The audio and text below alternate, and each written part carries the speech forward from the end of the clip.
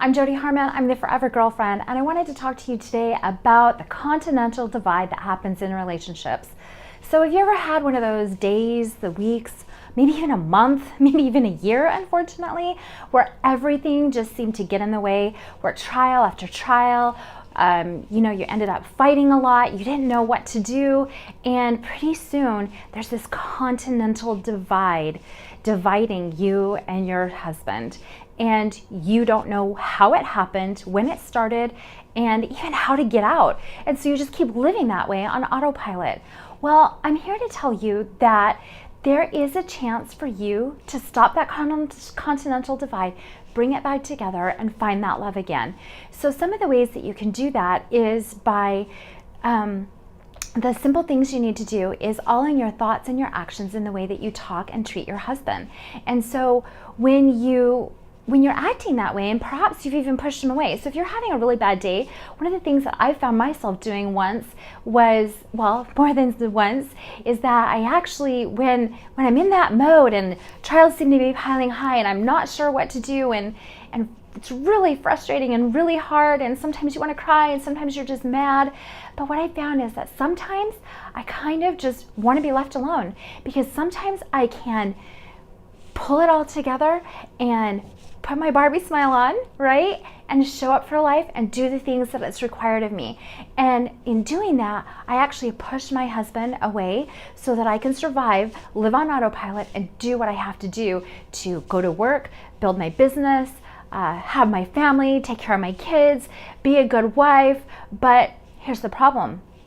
I wasn't being the good wife, right? So if I'm pushing him away because there's a continental divide, and if things aren't going right in your life, oftentimes what we do is we end up putting blame on the people that we love. So it can be your children, it can be your spouse, it can be anyone else that you're close with, and you end up fighting and arguing with them because you're just having a bad day. So what can you do when you're having a bad day to bring it all back together, to love more fully, and to not push your significant other away? So one of the things that I decided to do is to just take a look at what is the real problem that's going on. Is it all the little things that are piling up that are really getting to you? Is it one big thing that didn't get resolved and then you end up just fighting and bickering over it forever?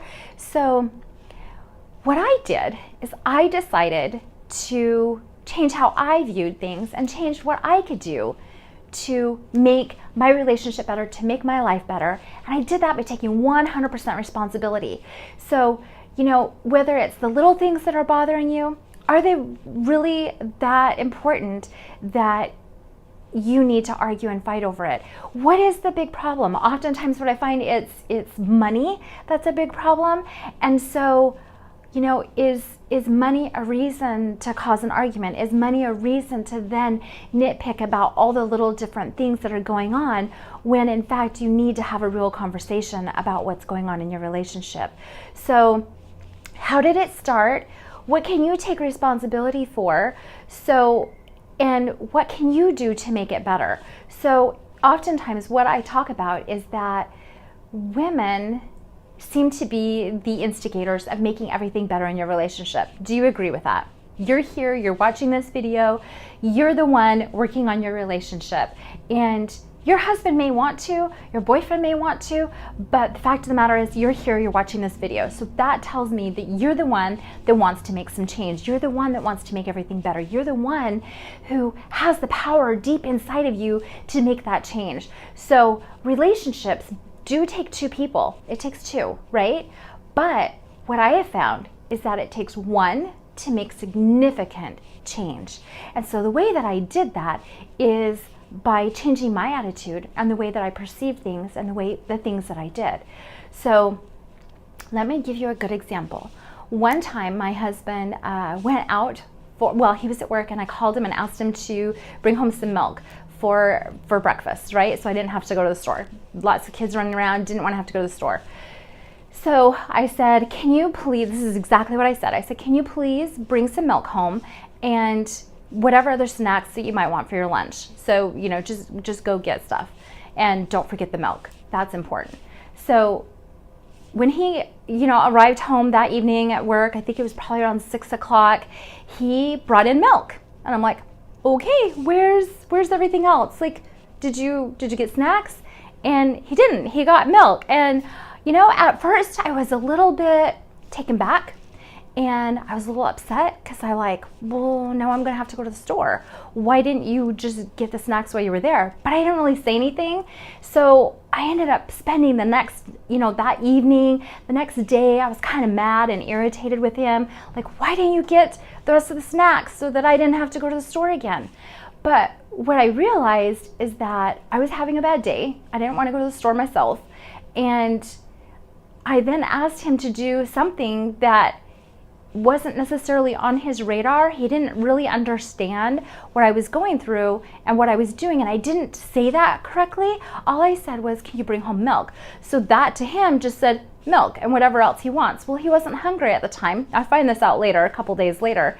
He wasn't really hungry at the time, but he brought home milk. So he did what I asked him to do, but then I stewed over it for several days.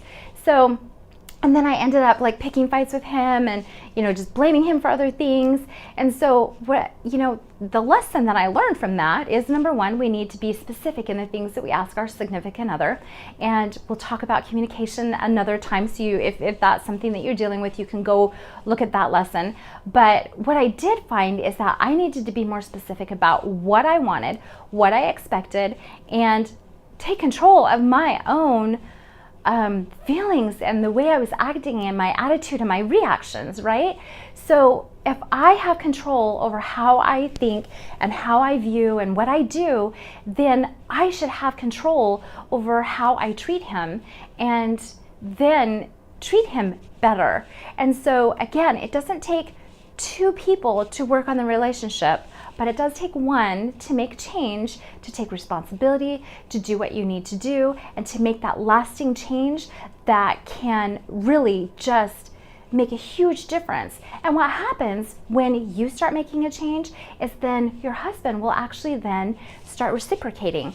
And I'm not saying that you do this to necessarily change him, but it just happens automatically. So the way that you treat him, he will then treat you. And then this continental divide that has happened where you're living on autopilot and everything seems to be piling up and you just don't know what you're going to do to get to the next level in your relationship, you're going to shrink that and you're going to pull back together and you're going to become a team again.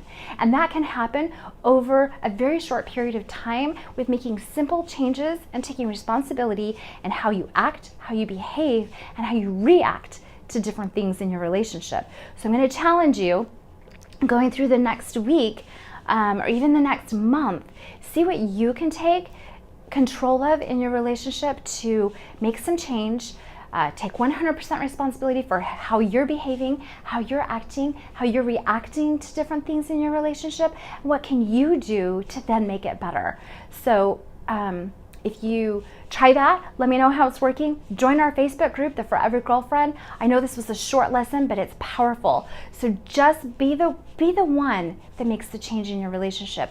You can do it, and I'm here to support you. So there's lots of other lessons that you can watch here in the membership site, and I hope that you will join us. And remember that not everything that happens, every trial that happens, is something huge and life-threatening. But when it does happen, you have the power to control that and change it and change your reactions to then not let it affect your relationship in a negative way. So this is Jody Harmon, your Forever Girlfriend. Go out and be happy.